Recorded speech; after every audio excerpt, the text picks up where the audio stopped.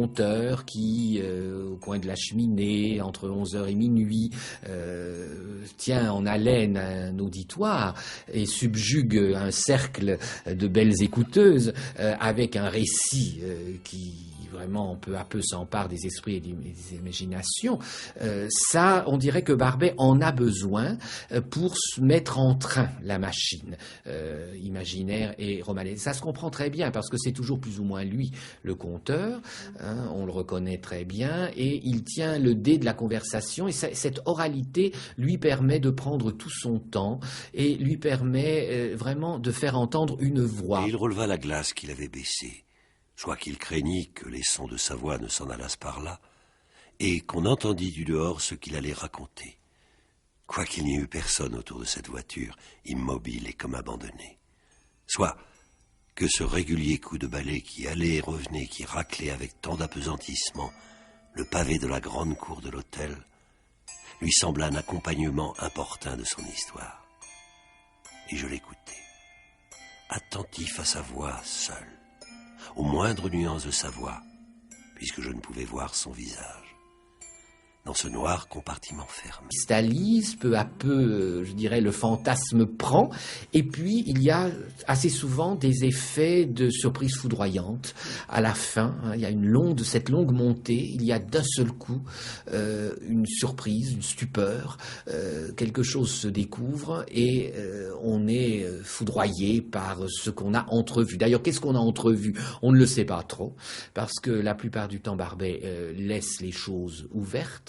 On ne sait pas vraiment ce qui s'est passé, hein, on est songeur, on est pensif. La mort a passé, sans doute c'est ça au fond, le désir a passé.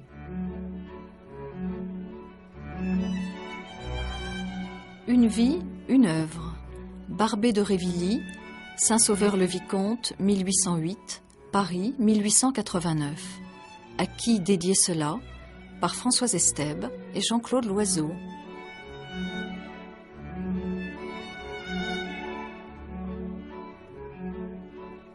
Comment Barbey était-il perçu par la société valognaise?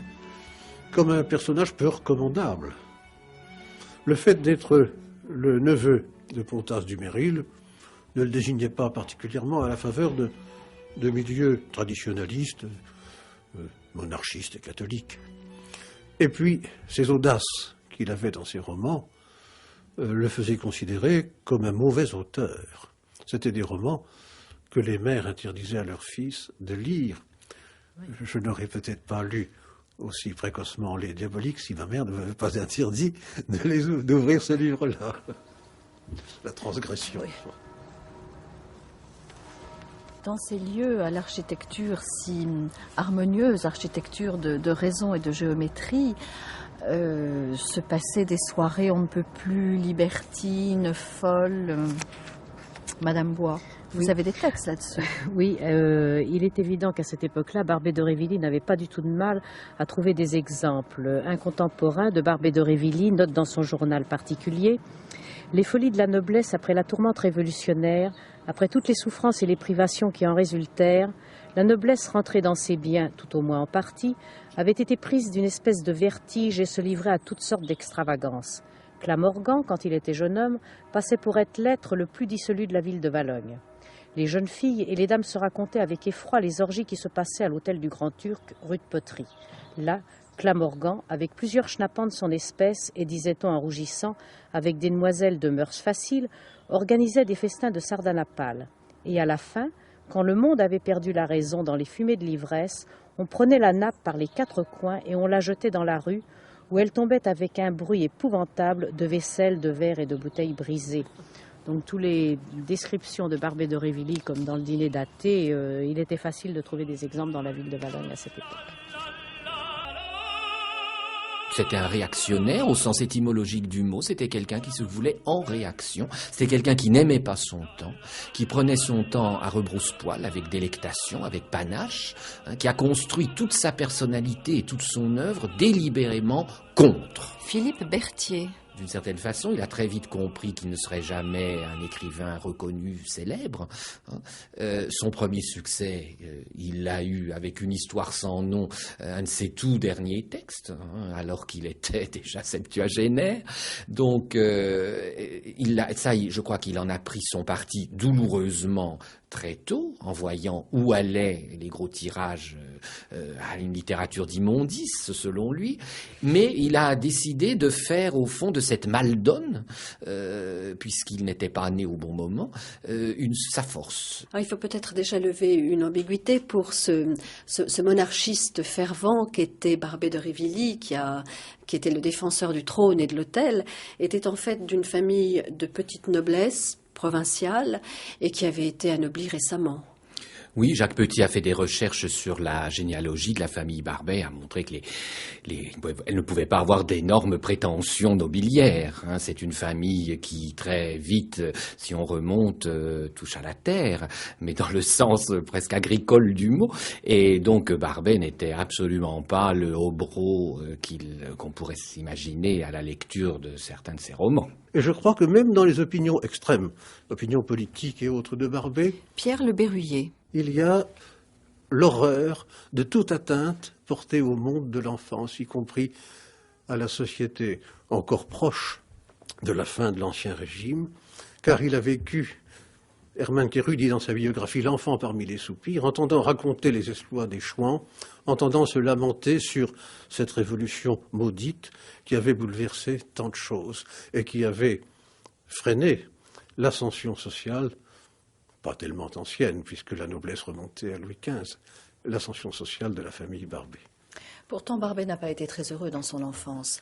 Il avait des rapports assez tendus avec sa mère, avec son père également. Je crois que là, vous avez l'une des explications de ce personnage qu'on a tant de mal à comprendre.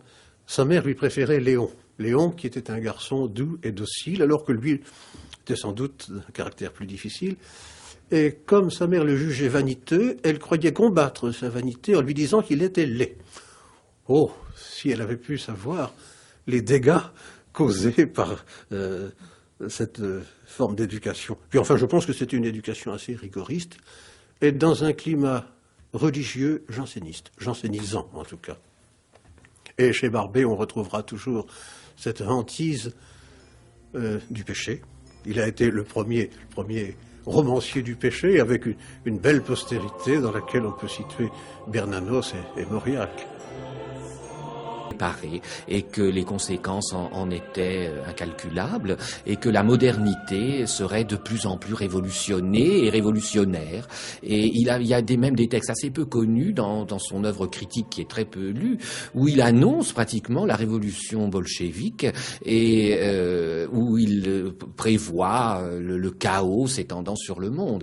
Et là, il ne partage pas, il est à la fois très proche et très éloigné d'un Joseph de Maistre qui fait le même constat, que la révolution satanique, purement négatrice, démolisseuse, est quelque chose au fond de providentiel, a été voulu par Dieu. Dieu a effacé, Dieu rature, mais pour écrire autre chose. Alors Joseph de Maistre pense qu'une nouvelle page de l'histoire de l'humanité va s'écrire. Barbey, lui, n'a pas cette confiance et insiste plutôt sur les côtés de ruine. On ne voit pas on ne voit aucune aurore, on ne voit pas un sens nouveau se mettre en place. Il pense, comme Joseph de Maistre, que la révolution est providentielle. La monarchie s'était déshonorée, la monarchie a creusé sa propre tombe et la France a mérité la révolution. Et les Bourbons ont mérité leur anéantissement. Donc cela, et de ce point de vue-là, il n'est pas si loin de Chateaubriand, d'une certaine façon. Mais il était en porte-à-faux avec son siècle qu'il a haï, mais en même temps, il était monarchiste, mais il s'est mis les monarchistes à dos. Il était catholique, il a tenu des propos féroces contre les catholiques.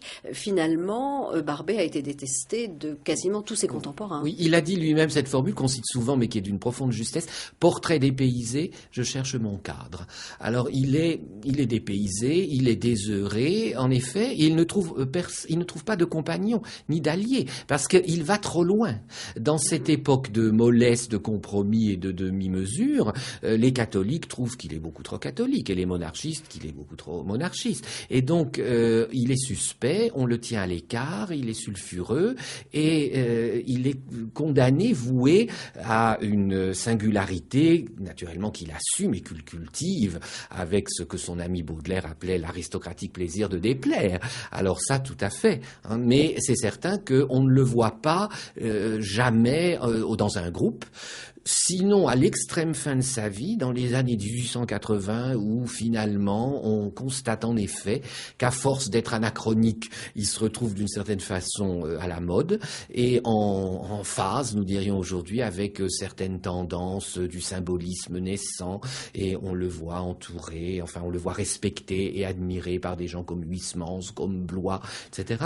Un certain esprit fin de siècle trouve dans l'anachronique Barbet d'étranges connivences. Alors dans ses amitiés, on ne retrouve pas cette intransigeance idéologique qu'il professait. Il devient plus qu'en sympathie, presque en amitié, avec Jules Vallès, le socialiste, parce qu'il a trouvé un tempérament fort.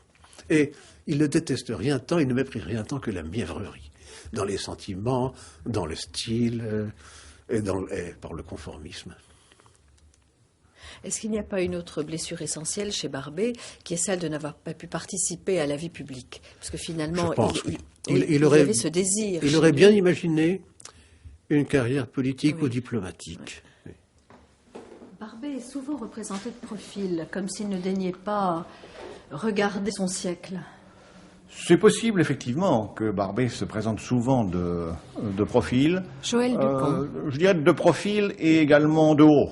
Je pense qu'il méprise en grande partie son siècle, c'est vrai.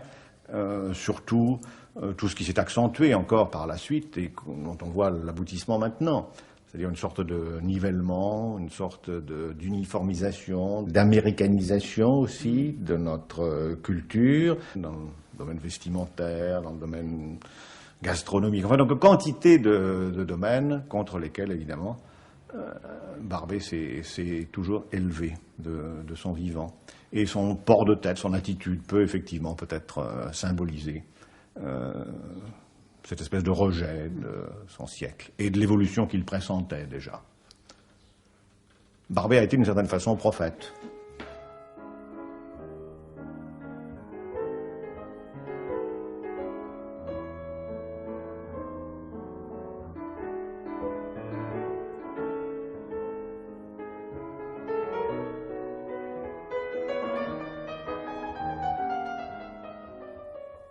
Marigny n'avait d'ennemis que les gens vulgaires.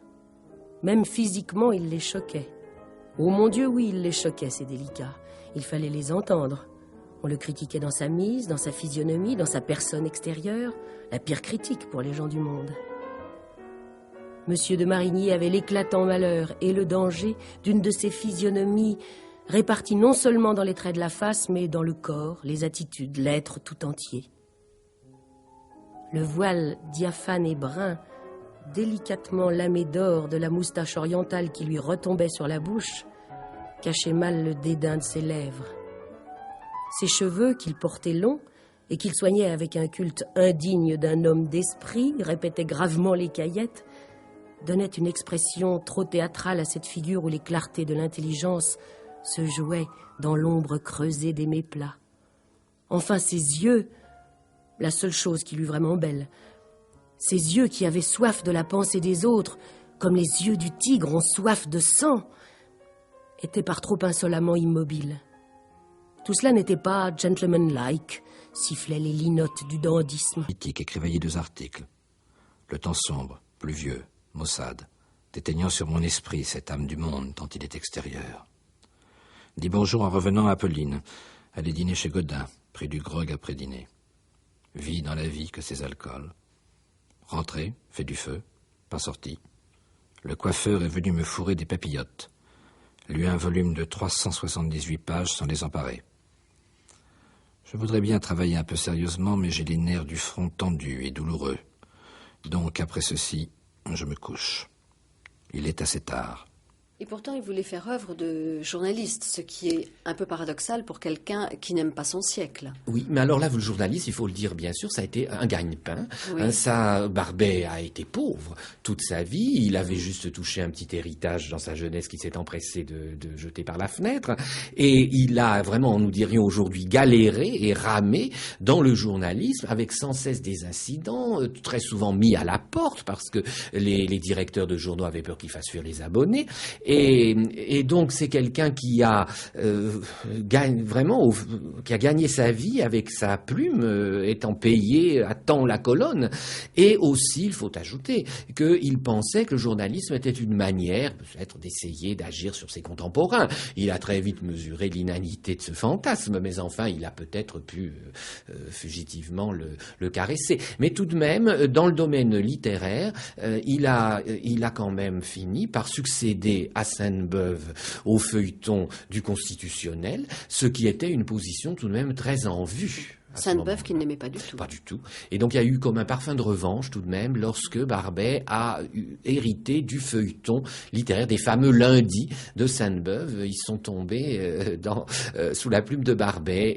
Et donc pendant des années, il a pu dire ce qu'il pensait de la production contemporaine. Et là, je regrette que ce soit une partie de son œuvre qui soit négligée aujourd'hui. Elle est très difficile à se procurer. Ça n'est pas réédité et c'est dommage parce que pour Barbet, il y avait une unité organique entre son œuvre romanesque et son œuvre critique.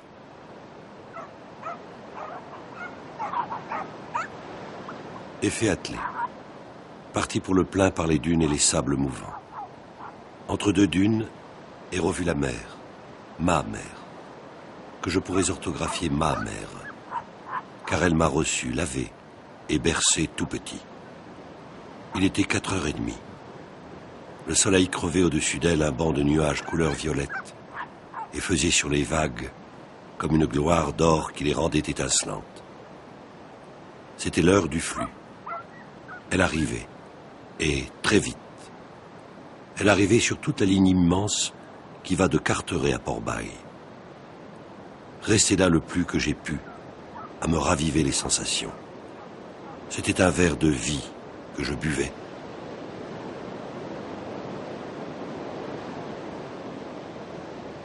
Entraîné sur les grèves de Rinaud et de la Vélini, à Barneville-Carteret, par Annie Auvray. Vous savez que je suis amoureuse, moi, de Barbet. Je vais vous dire pourquoi. C'est un garçon de mon pays. Et nous sommes dans cette région-ci. Nous sommes originaires de Norvège. Et oui, non, mais ça a l'air fou quand on dit des choses comme ça. Mais dans cette presqu'île, d'où il n'était pas facile de s'échapper, en fait. On ne voyageait pas beaucoup. Et on se mariait entre gens d'un village à l'autre, d'un château à l'autre. Les châtelains, d'ailleurs, épousaient les filles du pays. Elle est quand même plutôt mignonne. Et donc, si vous voulez, quand un garçon comme Barbet de Révilly représente aussi bien notre race, moi, alors là... Non, mais c'est vrai, j'en suis très fière de Barbet. C'est un bel homme.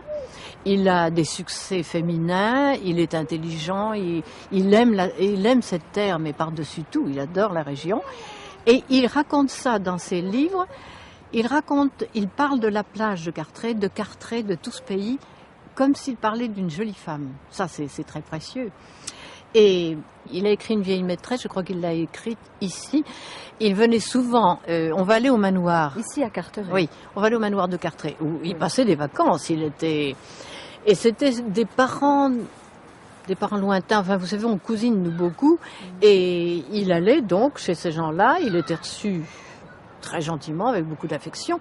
Et quand il a écrit La vieille maîtresse, et surtout quand La vieille maîtresse a été imprimée, les cousins lui ont bien signifié qu'il n'était pas utile de revenir, parce qu'ils étaient choqués, vous comprenez. Mais c'est vrai, à cette époque-là, on était choqués pour ce genre de choses. Ce garçon qui était reçu à bras ouverts et qui écrit des horreurs pareilles, c'était épouvantable. Alors des horreurs. Si, les horreurs d'une vieille si, maîtresse. parce que pour les horreurs, moi, ça me semble pas des horreurs du tout. Seulement, c'est vrai que la marquise de Flers, qui était la grand-mère de sa femme, a dû sûrement être horrifiée. Elle aimait ce garçon, elle le trouvait beau, intelligent. C'est vrai, Rinaud est un type bien. C'est quelque chose de... Pour une grand-mère, moi, j'aimerais bien que mes petites filles épousent des garçons comme ça.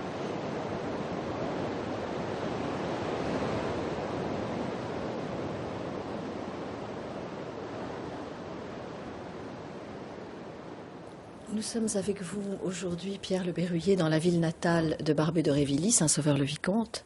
Alors, il y a deux pôles dans la vie de Barbé, Paris, bien sûr, et le Cotentin. Donc, le Cotentin sont ses origines, à la fois la ville de Saint-Sauveur où il est né et la ville de Valognes où il a vécu, puisqu'il a beaucoup vécu chez son oncle.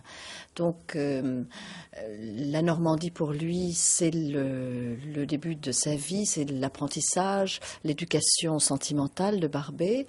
Et puis il y a toute la période parisienne, et ensuite le retour aux sources. Oui, le retour aux sources s'effectue assez tôt dans sa vie. Il a d'abord déclaré, lorsqu'il est allé à Paris avec d'assez grandes ambitions, d'abord de carrière politique, puis ambitions littéraires, qui ne se sont concrétisées d'ailleurs qu'assez tardivement, eh bien, Barbé disait que pour vivre en province, il fallait être obèse ou idiot, ou quelque chose. Enfin, je cite de mémoire, ce ne sont peut-être pas les termes, mais c'est bien ce qu'il voulait dire.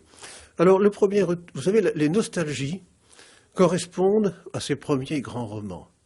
Et le premier grand roman où la Normandie apparaît, c'est Une vieille maîtresse, avec dans le second tome, le premier tome étant plutôt un roman épistolaire, c'est un échange de lettres entre Madame d'Artel et son amie, tandis que ce sont les paysages de Cartré qui servent de cadre à l'action de ce roman dans son deuxième tome.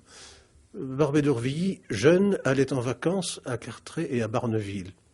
Et il se souvenait de certaines légendes, comme la légende de la Blanche Caroline, légende assez tragique puisqu'il s'agit d'une pauvre fille qui fut tuée par un équipage très sauvage et inhumée dans la grève. Un soir, Rino raconte à sa jeune femme, terrifiée pour je ne sais plus quoi, enfin elle était timide, cette jeune femme, c'était une très jeune mariée, et il lui dit, je vais t'expliquer l'histoire de la Blanche Caroline qui a été enterrée sur la plage de Cartré. Elle était encore vivante, et quelquefois, si vous vous promenez le soir, vous savez, entre chien et loup ici, si vous êtes seul, et si la Blanche Caroline a envie de se montrer un peu, on la voit se promener en robe blanche ici sur la plage. Alors là, il faut faire des prières, parce qu'elle réclame une sépulture chrétienne. C'est vrai, c'est comme ça la légende. Vous l'avez vue ? Jamais. Mais je n'ai pas du tout envie de la voir, pas plus que le criard, qui, lui, hante la plage qui est après celle-ci, la plage de mon village, à Tainville. Le criard, c'est aussi dans La vieille maîtresse, le criard est un pauvre homme, il a dû pécher, mais d'une façon épouvantable et très perverse. Il n'est reçu ni au ciel ni en enfer. Donc, on le voit les soirs de tempête ou les soirs d'orage. Si vous êtes sur la plage, imprudemment, le soir, même à la nuit tombée, vous voyez un cheval qui accourt comme un fou sur la plage, avec sur son dos un homme habillé en gris foncé, un grand chapeau, on ne voit pas le visage de l'homme.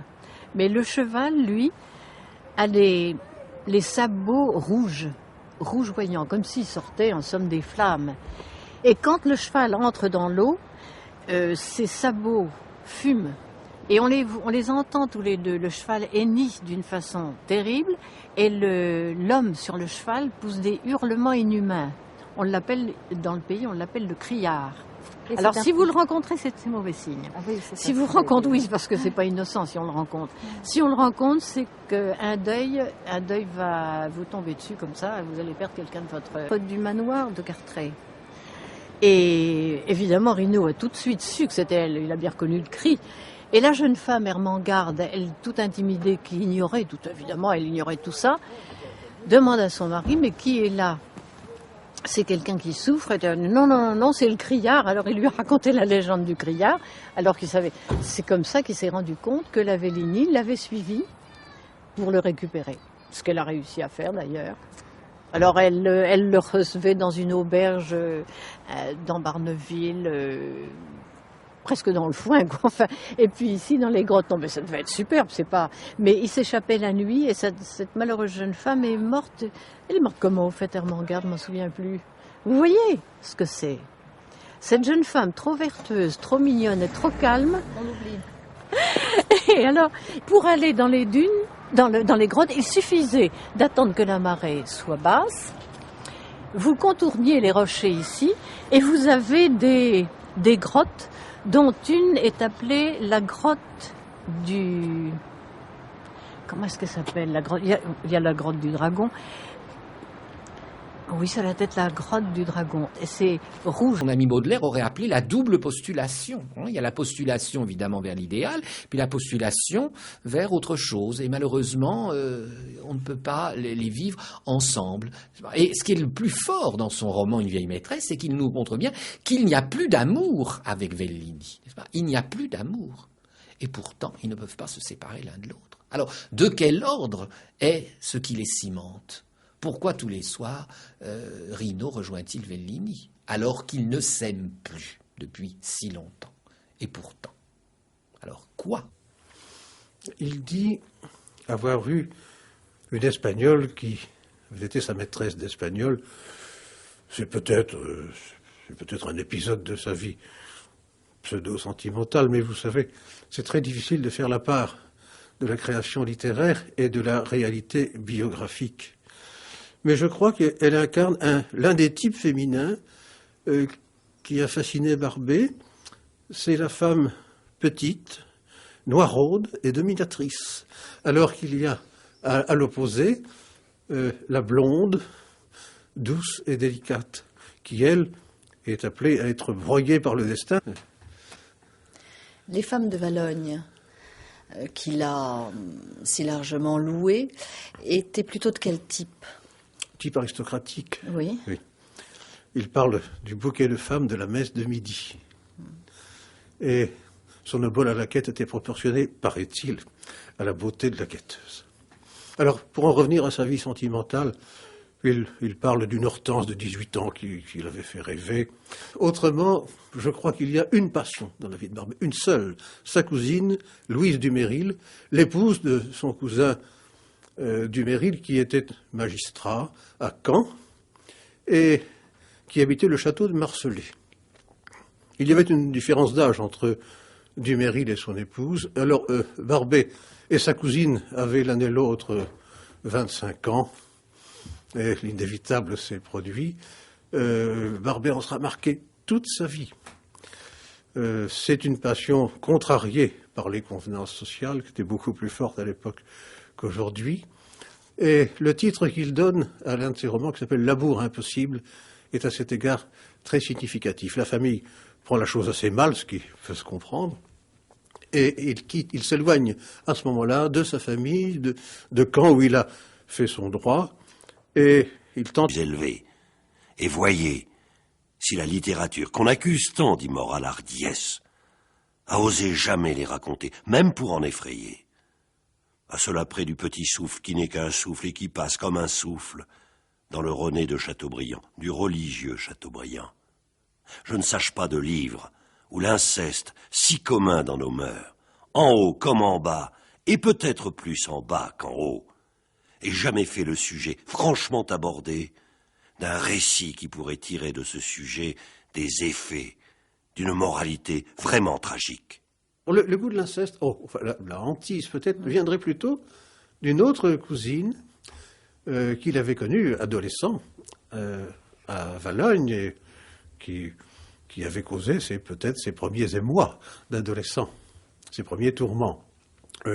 Oui, c'est peut-être cela, mais je crois que l'inceste, et on pense aussitôt à l'histoire des Ravalais, qui est le dernier écrit romanesque, une page d'histoire, l'histoire de Julien et Marguerite de Ravalais qui furent décapités en place de grève pour inceste sous le roi Henri IV. Et quand il voit les ruines du château de Tour-la-Ville, il s'écrie « Un château digne d'Edgar Poe, avec une histoire dont je veux faire un poème ». Et il dédie ces pages qui sont tout à fait à la manière de Byron, dont il se disait intoxiqué, qui tient tant de place dans son œuvre. Vous savez, les influences littéraires sur Barbey, je crois que la première, la plus forte, c'est peut-être Byron, qui était très à la mode au temps de sa jeunesse. Il y a aussi Walter Scott, avec la référence régionaliste, et Balzac. Chateaubriand n'étant pas non plus à négliger, car dans ses lettres à Trébuchien, Barbey évoque des épisodes de son enfance très calqués sur l'enfance de Chateaubriand à Combourg. 1839, dimanche 13 janvier. Aujourd'hui, levé à 8 heures, précipité au journal, tartiné, comme ils disent dans leur ignoble jargon. Aller dîner chez la maîtresse de Guérin, bonne chère, bon feu. Le va te promener la honte et toutes idées et tout mot cul nu, la vraie intimité des hommes qui sont au-dessus des apparences et qui les jugent sans soigner la rédaction du jugement. La roulerie sur le canapé avec les femmes, ces chattes de velours qui n'ont jamais de griffes comme orales et qui ne vous forcent ni à la répartie, ni au sous les armes comme les femmes du monde. Voilà ce qui sied aux mœurs modernes, aux hommes d'action qui suent toute la journée à courir après une position. Dans les rues, on se moquait de son corset, de sa taille cambrée, de ses jupons et de son maquillage, de son rimel, mais on le lisait peu. Bien sûr, mais son personnage aussi était une forme de manifeste. C'était une œuvre, bien sûr, on peut dire que son personnage fait partie de son œuvre, incontestablement.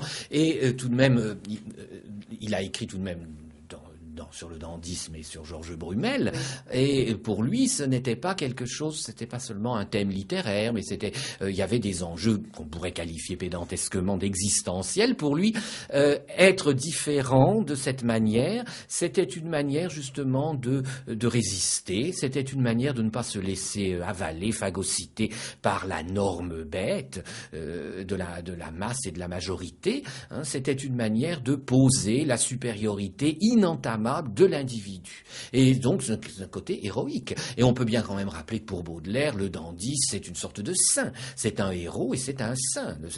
Peut-être la seule forme de sainteté qui soit possible dans la modernité niveleuse, hein, c'est celle du dandysme, si on lui donne évidemment son acception la plus profonde. C'est une forme de militantisme. Forme de militantisme, mais en même temps de militantisme solitaire. Ces termes peut-être se contredisent. C'est entre soi et soi.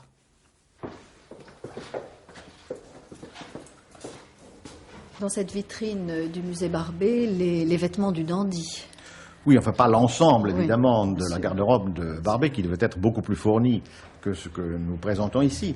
Mais en fait, nous avons quand même un échantillonnage intéressant, en particulier des gilets, tous plus précieux, je crois, les uns que les autres, des cravates ou des jabots, si vous voulez, avec des dentelles également très rares, des dentelles évidemment à l'aiguille, des dentelles anciennes, et également ce qui est assez caractéristique, qui n'est pas véritablement peut-être le fait du dandy, cette veste d'intérieur que Barbé mettait, je crois, régulièrement lorsqu'il travaillait, une veste d'un rouge évidemment éclatant, et des sous-taches, des passementeries, si je puis dire, noires et blanches, et en particulier des croix de Malte sur les épaules, dont on n'a jamais très bien compris la signification.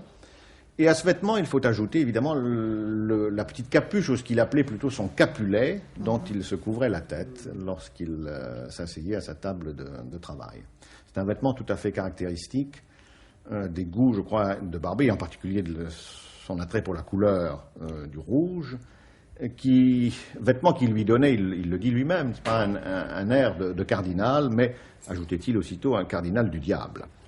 Pensez que c'était confortable. Un vêtement utilitaire. C'était à la fois, je pense, un vêtement utilitaire, le capulet en tout cas sûrement, qui devait lui permettre d'avoir assez chaud. Car il faut penser évidemment que Barbé était assez mal loti dans le petit appartement qu'il habitait rue Rousselet à Paris. Il n'y avait pas beaucoup de confort, tout juste une cheminée, je crois, avec un peu de feu de bois, c'est tout. Ce qui était beaucoup plus provoquant, c'était ses pantalons, ses redingotes très serrées à la taille, des choses comme ça. Cela était sûrement beaucoup plus provoquant, surtout vers la fin de sa vie, où cette mode qui pouvait évidemment se concevoir dans les années, la fin de la Restauration, évidemment, était complètement démodée, si je puis dire, au Second Empire, vers la fin du Second Empire en particulier. Donc c'était une prise de position. C'était assurément une prise de position. Ces gants blancs que vous avez ici à droite, vous savez que Barbé a dit, de façon métaphorique évidemment, que jamais, quoi qu'il ait fait dans sa vie, de toute façon, il n'avait jamais quitté ces gants blancs. Cette paire de gants blancs nous rappelle aussi peut-être l'anecdote célèbre, au moment où Barbé rencontre Madame de Bouglon, que son frère plus tard appellera l'Ange Blanc. Madame de Bouglon qui, précisément au cours d'une soirée où Barbé buvait et peut-être Et je crois que vraiment, il la vit par procuration, lui qui a eu une vie, au fond, extrêmement plate, lui qui n'a jamais voyagé, qui n'a jamais eu d'histoire d'amour flamboyante, ni torride, qui est resté toujours un grand solitaire, et qui s'est fait un cinéma démesuré, vraiment tout seul, parce que, peut-être pour se consoler, il a dit, je crois que son œuvre était la vengeance de ses rêves. Eh bien, je crois que vraiment son œuvre littéraire plonge vraiment dans cette nappe profonde de désirs refoulés et de frustrations folles, excessives, qui trouvent dans l'écriture où tout est possible, où tout est permis, où toutes les transgressions sont autorisées, voire recommandées, trouve là son espace de liberté. Mais alors, est-ce que l'on pourrait considérer les contes et les récits de Barbey comme une biographie de l'inconscient? Ah oui, tout à fait. C'est une formule que je serais tout à fait disposé à faire mienne. La véritable vie de Barbey, elle est là, incontestablement. Et en grande partie, elle est inconsciente ou subconsciente. Et il y a une très grande unité dans cette œuvre. C'est très frappant quand on l'étudie vraiment dans son ensemble. Très tôt, elle est constituée. Barbey écrit toujours la même chose. Ce qui varie, c'est l'angle d'attaque, c'est le point de vue, ce sont les cadrages, c'est la technique. La technique de Barbey évolue, elle se raffine, elle se complexifie, il devient de plus en plus maître de ses moyens. Et c'est certain que, par exemple, quand il en arrive au diabolique, là, il est totalement souverain. Il joue sur un clavier qu'il maîtrise absolument. Mais pour ce qui est du contenu, vraiment, des thèmes structurants, des métaphores obsédantes et des mythes personnels, ils sont très tôt là, dès les années 40, et ils ne bougeront plus. Alors cette chose unique que dit Barbey, c'est la chute de l'homme? Oui, je crois que c'est une dramaturgie du désir contrarié, du désir impossible qui se heurte à d'innombrables obstacles, qui se heurte à la mort, qui se heurte à tous les interdits. On aime toujours celui ou celle qu'on ne devrait pas ou qu'on ne peut pas aimer. On aime l'amour est foncièrement lié au péché, à la déviance, à la transgression, donc à la condamnation. On ne peut jamais aimer dans la légitimité, dans la plénitude, et les seuls amants heureux que l'on voit, ce sont ceux de la nouvelle Le bonheur dans le crime, n'est-ce pas? Ils ont tué, et c'est ce qui cimente peut-être leur bonheur et le rend encore plus radieux, mais on ne voit autrement, dans toute l'œuvre aurévillienne, il n'y a que des malheureux et des torturés. C'est une œuvre fondée sur le sacrilège, le blasphème? Complètement, et c'est-à-dire sur la foi. Faut-il rappeler que on ne blasphème que si on a la foi, bien entendu. Et donc cette œuvre est profondément profanatrice. C'est pourquoi les catholiques disaient, mais qu'est-ce que c'est que ce catholique qui ne se plaît qu'à mettre en scène des sacrilèges, des blasphèmes, des horreurs, etc. Mais pour lui, et là on voit bien combien il est proche de son disciple filial Léon Bloy, et Bernanos, au-delà, Bernanos qui disait, mon vieux maître Barbey, la chaîne, n'est-ce pas, Barbey, Bloy, Bernanos, est absolument immédiate.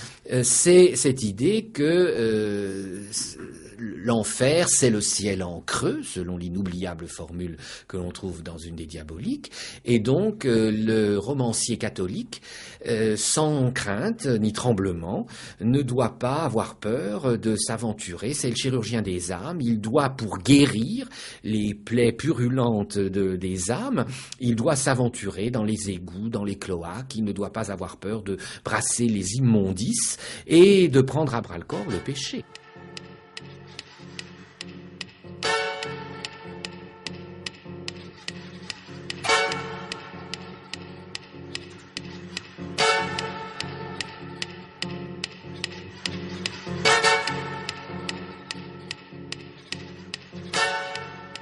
Eh bien, puisque tu le veux, le voilà, le cœur de ton marmot catin déhonté, dit le major.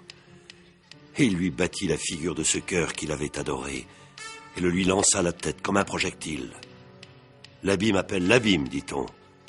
Le sacrilège créa le sacrilège. La pudica, hors d'elle, fit ce qu'avait fait le major. Elle rejeta à sa tête le cœur de cet enfant, qu'elle aurait peut-être gardé s'il n'avait pas été de lui, l'homme exécré. à qui elle eût voulu rendre torture pour torture, ignominie pour ignominie. C'est la première fois, certainement, que si deux choses se soient vues, un père et une mère, se souffletant tour à tour le visage, avec le cœur mort de leur enfant. Cela dura quelques minutes, ce combat impie. Et c'était si étonnamment tragique que je ne pensais pas tout de suite à peser de l'épaule sur la porte du placard pour la briser et intervenir, quand un cri, comme je n'en ai jamais entendu, ni vous non plus, messieurs, et nous en avons pourtant entendu d'assez affreux sur les champs de bataille, me donna la force d'enfoncer la porte du placard, et je vis ce que je ne reverrai jamais.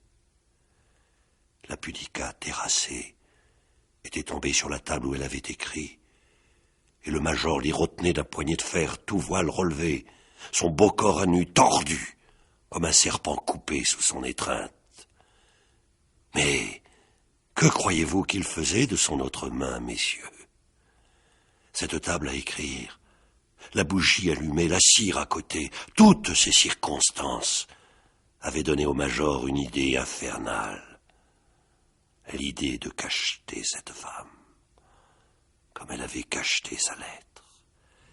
Et il était dans l'acharnement de ce monstrueux cachetage, de cette effroyable vengeance d'amant perversement jaloux. Sois puni, par où tu as péché, fille infâme, cria-t-il. Il ne me vit pas. Il était penché sur sa victime, qui ne criait plus. Et c'était le pommeau de son sabre qu'il enfonçait dans la cire bouillante et qui lui servait de cachet. Essayez de trouver l'Ouest France d'hier. Oui. Hein? Et pourquoi? Parce que il y avait un paragraphe sur tout. Sur tout Blanchante, si vous voulez.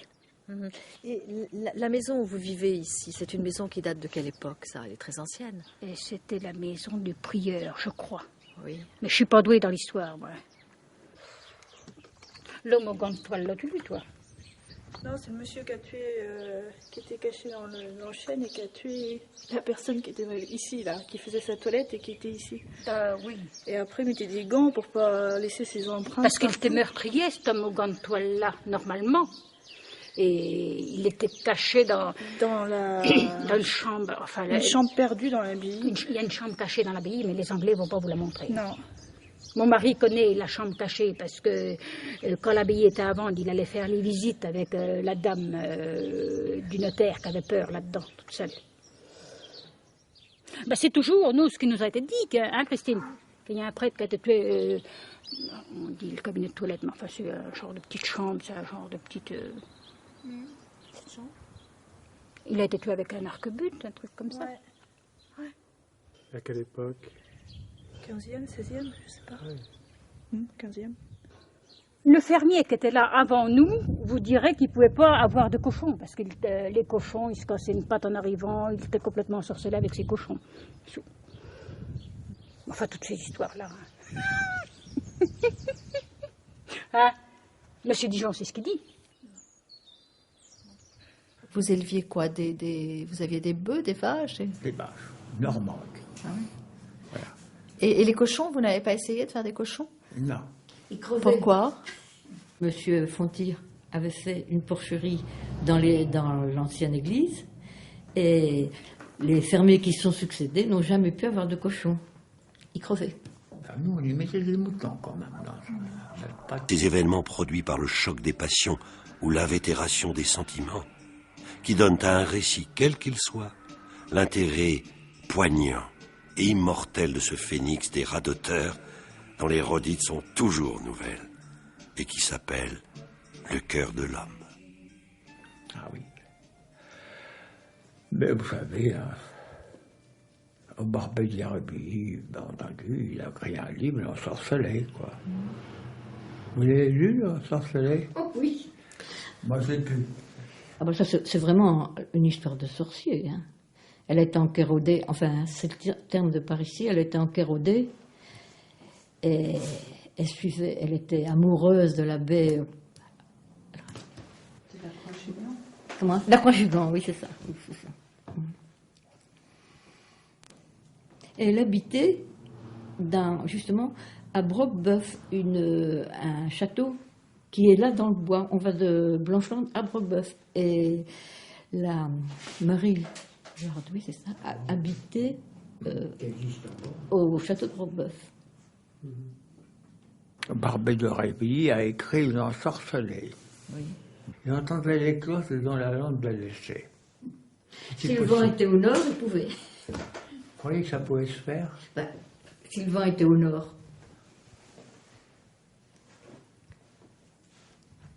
Enfin, vous savez, c'était pas notre temps. Quelquefois, on avait du mal à comprendre. Si les superstitions du rivage occupent une grande place dans Une vieille maîtresse, le roman qui viendra après, c'est précisément L'ensorcelé. Et là, nous passons des superstitions du littoral à celles de la lande. Pierre Le Berruyer. Espace vague, sur lequel on dit que des crimes ont été commis, où on a de la peine à retrouver des sentiers à peine tracés. La prédiction de la Malgaine au jeune Sombreval qui deviendra un prêtre marié, c'est qu'il mourra par l'eau. Or, la fin de Sombreval, c'est dans l'étang, où son corps n'a jamais été retrouvé parce que les fanges l'y ont englouti, et puis le diable qui a le bras long avait dû le tirer vers Shakespeare dans les fossés, un fossé du Cotentin. Alors, oui. La scène shakespearienne par excellence, c'est le Hardoué rencontrant, après avoir assassiné la Croix-Jugand, rencontrant non, c'est avant l'assassinat de la Croix-Jugand. Il rencontre les bergers sorciers qui sont couchés sur la lande, se chauffant à un feu de tourbe, et qui, dans leur mirette, dans leur petit miroir, lui montrent la belle la Croix-Jugand et Jeanne, faisant tourner à la broche son cœur qu'ils cuisent à la cheminée. Mais ça, vous savez, c'est une superstition qui existait bel et bien. Du côté de Saint-Lô, on en a la certitude, on pratiquait l'envoûtement au cœur de mouton. C'est à partir de là que tout va se précipiter, qu'il va tuer d'un coup de fusil tiré du bas de l'église, caché derrière un if, l'abbé qui vient d'être reconduit dans ses fonctions sacerdotales et qui meurt juste après au moment où il a élevé l'hostie. Le centre de la vision de Barbey, c'est en fait la religion. Ah, je le crois, n'est-ce pas? Sa religion a été mise en doute, parce qu'elle est ostentatoire. Évidemment, ça n'est pas la religion toute d'humilité, de silence. Comment? Il blasphème beaucoup. Oui, mais bien sûr, mais alors, le blasphème est essentiellement religieux. Ne peut blasphémer que le croyant.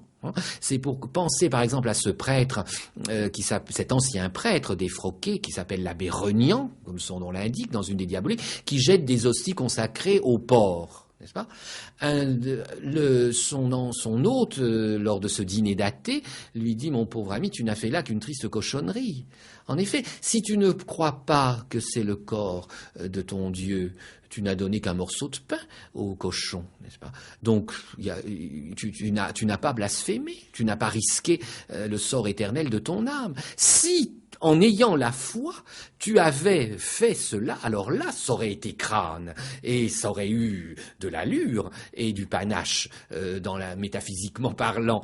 Mais donc, le blasphème, bien sûr, on ne doit pas dire Barbey blasphème, donc sa religion est suspecte, mais je renverserai complètement les termes de cette proposition. C'est justement parce que je crois que la foi de Barbey est profonde et qu'on ne comprend rien, ni à son œuvre, ni à lui-même, si on ne la pose pas au centre, vraiment au plexus de tout l'ensemble, qu'il est fasciné par le blasphème.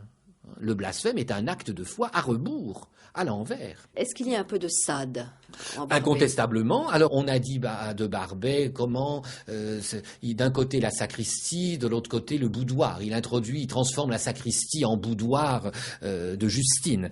Bon, alors je crois que Barbey avait lu Sade, bien entendu, et le connaissait bien, et que Sade le fascinait justement parce que Sade est allé comme lui au plus loin qu'il était pensable d'aller. Alors bien entendu, faut-il le dire, la perspective est tout à fait autre, mais la manière dont Sade vomit Dieu et essaie d'entasser tous les crimes dont l'être humain et toutes les ignominies dont l'être humain est capable pour défier Dieu et le persuader qu'il n'existe pas, eh bien, est quelque chose que Barbey peut tout à fait intégrer dans sa vision du monde, n'est-ce pas? Et je pense qu'il peut même avoir une certaine admiration, sans aucun doute, une admiration horrifiée, mais une admiration pour quelqu'un qui a eu le courage satanique, n'est-ce pas? Mais le courage incontestable, on pourrait presque dire aussi la logique d'aller jusqu'au bout de la négation. Et si Barbey avait été satanique? Mais il l'est. Il n'a jamais écrit les Célestes, qu'il a fait promise pourtant après les Diaboliques, n'est-ce pas? Il est satanique, mais il est satanique comme le prêtre de Bernanos est satanique, bien entendu. Un prêtre fréquente Satan du matin au soir. Look to the west, into the wasteland, for from thence cometh the evil. His shadow falleth across the ways of the righteous, and maketh them as cold dust. Even the innocent and the babe at arms. The sun has gone out from their pastures, and the shadow has blighted their being. The shadow of that old serpent who deceiveth the world and leads it into damnation, and the book of everlasting fire. Pourquoi les diaboliques? Est-ce pour les femmes qui sont ici, ou pour les femmes de ces histoires? Qui sait? Les histoires sont vraies, rien inventé, tout vu, tout touché du coude et du doigt. Il y aura certainement des têtes vives montées par ce titre de diabolique qui ne les trouveront pas aussi diaboliques qu'elles ont l'air de s'en vanter. Elles s'attendaient à des inventions, à des complications, à des raffinements, à tout le tremblement du mélodrame moderne qui se fourre partout, même dans le roman. Quant aux femmes de ces histoires, pourquoi ne seraient-elles les diaboliques? N'ont-elles pas assez de diabolisme en leur personne pour mériter ce doux nom-là? Diabolique, il n'y en a pas une seule ici qui ne le soit à quelques degrés. Il n'y en a pas une seule à qui on puisse dire le mot de mon ange sans exagérer. Comme le diable, qui était un ange aussi, mais qui a culbuté. Si elles sont des anges encore, c'est la tête en bas, le reste en haut. La nature ressemble à ces femmes qui ont un œil bleu et un œil noir. Voici l'œil noir dessiné à l'encre de la petite vertu, ou de la plus petite qu'on ait pu trouver. On donnera peut-être l'œil bleu plus tard si on trouve du bleu assez pur, mais y en a-t-il? En ce cas-là, après les diaboliques, viendraient les célestes. Décembre 1870. Alors là, nous avons un manuscrit tout à fait extraordinaire des Digecta Membra de Barbey. Alors j'aimerais que vous me le décriviez. Oui, c'est sûrement le manuscrit le plus précieux, le plus extraordinaire que nous ayons ici à Saint-Sauveur. Joël Dupont. C'est le gros journal, ou le gros carnet de notes plutôt, que Barbey a intitulé lui-même, c'est Digecta Membra. Le titre est explicite, je crois. Il jetait des idées, des bouts de poèmes quelquefois, des notes de lecture, et aussi le recueil lui servait parfois de mémorandum. Il signalait ce qu'il fallait qu'il lise sur tel et tel sujet, etc. Mais ce qui rend ce volume tout à fait remarquable, c'est la diversité des encres utilisées par Barbey. Non seulement, évidemment, le rouge qu'on retrouve un peu partout, mais le vert, le jaune, le bleu, et parfois aussi la poudre d'or, dont le signe du Sagittaire lui convenait mieux. Et c'est pourquoi il décochait, disait-il, ses flèches un peu partout, dans ses écrits comme dans sa critique, et probablement aussi dans sa conversation. Il est né un 2 novembre, le 2 novembre 1808, qui est donc quand même le jour des morts. Et ça l'a beaucoup marqué. Effectivement, mais... C'est pas très innocent, ça, de naître quand même un 2 novembre. Et non seulement cela, mais comme il le dit aussi, lorsqu'il en parle à Trébucien en particulier, c'est dans la correspondance avec Trébucien qu'on trouve la plupart de ses allusions à sa naissance. Non seulement il naît le jour des morts, un 2 novembre, donc pendant une partie de cartes. Sa mère, vous savez, était grande joueuse chez son oncle, le chevalier de Montresel, mais il a failli mourir également pendant cette même nuit. Le cordon ombilical apparemment avait été mal noué et il perdait son sang dans son berceau. quand une des amies de sa mère qui jouait aux cartes au cours de la soirée s'en est aperçue, et c'est elle qui, heureusement, a sauvé le bébé. Donc c'est quelque chose qui a beaucoup marqué Barbé, cette naissance le jour des morts, et en plus, où il a failli mourir dans son sang. Et cette couleur, comme je disais précédemment, cette couleur rouge, cette couleur du sang, cette présence du sang aussi, quelque chose sûrement qui coule à travers non seulement la vie de Barbé, mais aussi toute son œuvre. Il y a certaines séquences totalement folles où des amants se jettent le cœur d'un enfant à la figure. Enfin, il y a des choses Alors là, ce sont délirantes. des minutes en effet, de démence, de folie, de délire. Mais qui sont fréquentes chez lui. Oui, bien sûr, parce qu'il est certainement aimanté par ces points d'incandescence absolue et frénétique, folle, incontestablement, n'est-ce pas, où là, la raison craque. Littéralement. Je crois que c'est une manière de montrer que l'être humain est capable de tout. Je crois que dont il était profondément persuadé. Alors un père déterre sa fille qu'on vient d'enterrer, des amants se giflent avec le cœur de leur enfant, etc. Bon, on pourrait aligner certaines scènes comme ça. Ce sont des minutes inqualifiables, littéralement. Là, on n'ose plus en dire quoi que ce soit. On est au-delà de tout, et en tout cas au-delà, évidemment, de la ratiocination de Monsieur Homais. Et c'est bien ça qui est le but recherché. Je crois que cette dimension hystérique, mais aussi extatique, et dans cette expérience de dépassement presque jusqu'à l'impensable des limites, c'est un point quand même que le romantisme, vers lequel le romantisme, c'est une espèce de somnambule, d'halluciné, éveillé, et pour qui le passé était plus charnellement présent, prégnant que la réalité. Bien entendu, cette chose-là s'est aggravée au fur et à mesure qu'il vieillissait, naturellement, et qu'il voyait autour de lui mourir les gens qu'il avait aimés. Et pour lui, quand il rentrait à Valognes, c'était la ville sépulcre, la ville morte, une espèce de Pompéi, d'Herculanum, de ses souvenirs. Et Proust a été extraordinairement sensible à cela, n'est-ce pas, à ce sens du temps justement perdu, du temps, à cette méditation, en particulier dans un roman comme Le Chevalier des Touches, que Proust aimait beaucoup, dont on peut dire que le sujet est le temps. Et Barbet ne cesse de mettre en scène cette, on pourrait dire masochistement, ce triomphe de la mort à chaque instant. Et donc je crois que vraiment, il est complètement rétrograde, il a une imagination absolument rétrograde. C'est quelqu'un qui ne peut pas fantasmer l'avenir. Absolument pas. Le présent le dégoûte, l'avenir pour lui n'a aucun sens ni aucun intérêt.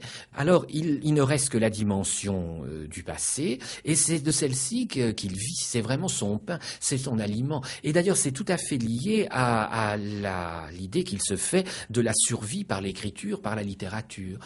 Ça se voit très très bien justement à la fin du Chevalier des Touches. Il y a là un enfant qu'on a oublié d'envoyer se coucher, qui a assisté au récit, dont plus personne ne se souvient. Il n'y a plus qu'une personne qui se souvient de cet épisode héroïque de la chouannerie. Une personne qui est capable, la dernière personne qui est capable de citer les noms des 12 preux qui ont délivré le Chevalier des Touches. Et ça fait tout à fait penser à Homère d'ailleurs.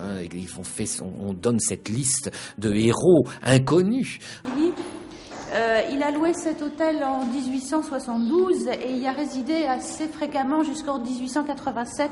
Et il avait un appartement au rez-de-chaussée avec plusieurs pièces. Et voici Madame Fauvel qui est l'actuelle propriétaire de l'hôtel. Bonjour Madame Fauvel. Oui. Alors ici nous sommes dans la salle.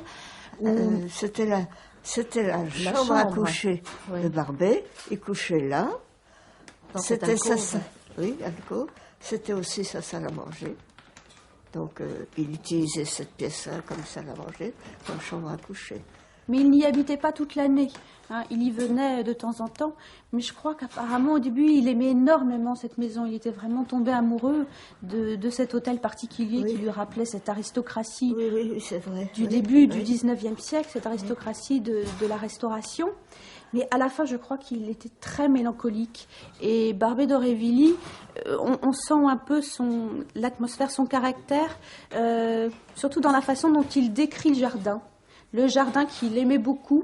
Il adorait se promener dans ce jardin. Oui. Il y a énormément de textes, en tout cas dans sa correspondance, qui parlent de ce jardin. Figurez-vous, dans cette ville, que je décrirais dans la 12e de mes diaboliques, un superbe hôtel Louis XIV. Alors il commence depuis le bas, je crois. Grande porte, c'est-à-dire que c'est la porte d'entrée du jardin. Grande porte, terrasse à balustres, perron, cour d'honneur, escalier magnifique, comme celui de l'hôtel d'Anzembré, cet escalier qui m'a conduit à vous pour que je ne vous quitte jamais, avec la jouissance du plus magnifique jardin, style Louis XIV, en harmonie avec la maison, et serre, et cave, et cabinet de dégagement. Je puis faire, s'il me plaît, toute culture qui me convient dans le jardin, pourvu que je n'en change pas l'ordonnance, ce dont je me garderai bien, puisque c'est un jardin le nôtre, en harmonie avec le style de la maison, qui, comme je vous l'ai dit, est du plus pur Louis XIV, époque de la splendeur de cette aristocratique ville de Valogne. Le caractère de tout cela est la grandeur. Mes plafonds ont 14 pieds de hauteur. Je meublerai cela sobrement, mais grandement, et pour cela je ne prendrai pas sur le peu de fortune que m'a laissé mon père, mais je le gagnerai à la sueur de ma plume. Je meublerai cela peu à peu, mais j'arriverai un jour donné à un appartement à l'Edgar Poe, sans qu'il y ait là-dedans une seule chose vulgaire. Adieu, je me porte bien et vous porte dans mon cœur, votre fidèle Bab.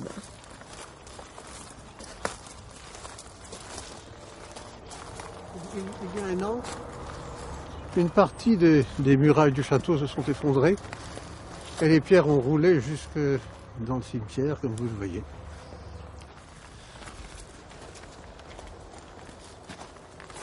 Donc le tombeau de Barbé est orné de ses armoiries, qui étaient 2 barres adossées d'argent au chef de gueule chargé de 3 besants d'or. Ce brevet d'armoirie avait été délivré à son arrière-grand-père par Dosier, juge d'armes, sous le règne de Louis XV. Parmi les gens qui sont venus dans ce cimetière très retiré, dont on ignorerait l'existence passant à Saint-Sauveur et qui a un certain cachet romantique, puisque ne sont inhumés ici que les pauvres autrefois hospitalisés, on disait les hospitaliers, et les religieuses, quelques-unes des religieuses qui les soignaient, et quelques prêtres, dont l'abbé d'Orville. Lavarande est venu ici avant la guerre, au temps où il écrivait Château de Normandie, et il a un beau passage pour parler de ce cimetière. Il dit un grand chef est enterré là, dans les racines d'un château fort. Je n'avais jamais oublié la manière fauve et presque amoureusement cruelle dont la comtesse avait respiré et mangé les fleurs de son bouquet de réséda à cette partie de whist qui avait été pour moi un événement.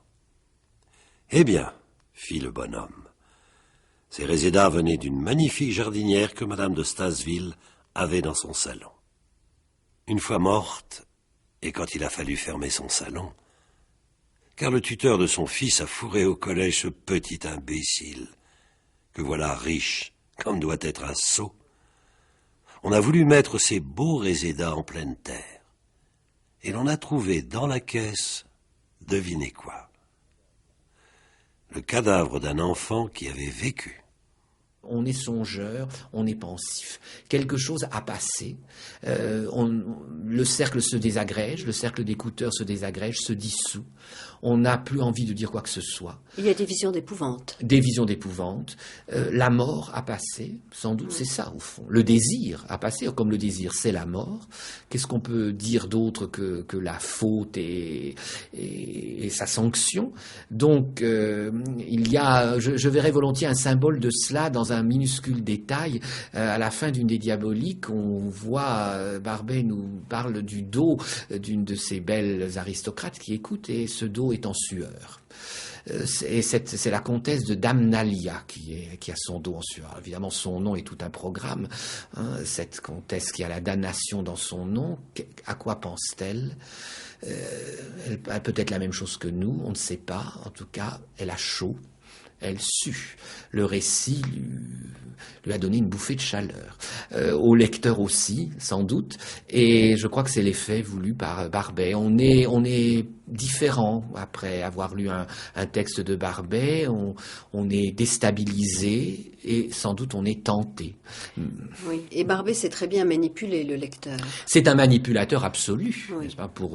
Il est évident que là aussi l'emprise du locuteur, du narrateur, sur son cercle d'auditeurs qui au début interviennent, etc., puis peu à peu se taisent parce qu'ils sont empoignés. Il y a une sorte de fascination complètement. Qui intervient. Ils sont empoignés et n'osent plus rien dire. Et à la fin, tout le monde se regarde et à supposer même qu'on ose se regarder. Alors je dirais c'est une mise en abîme de l'emprise de l'auteur sur chacun de ses lecteurs. Nous sommes saisis, emportés, questionnés au plus profond dans ce qui nous fait horreur, mais peut-être aussi ce qui nous fait envie, et indissolublement mêlés. Et je crois que, en effet, ce mot de fascination s'impose. Il y a vraiment une démarche de séduction et de fascination. Nous avons été d'une certaine façon violés. Il y a une des Diaboliques où Barbey met en scène une jeune enfant qui croit avoir été mise enceinte tout simplement parce qu'elle s'est assise sur le fauteuil encore tiède de l'amant de sa mère. Et donc, quand quelqu'un est capable d'écrire des choses pareilles, il sait jusqu'où peut aller le fantasme, le désir, la visitation de l'ange noir. Et je crois que c'est cela qu'il espère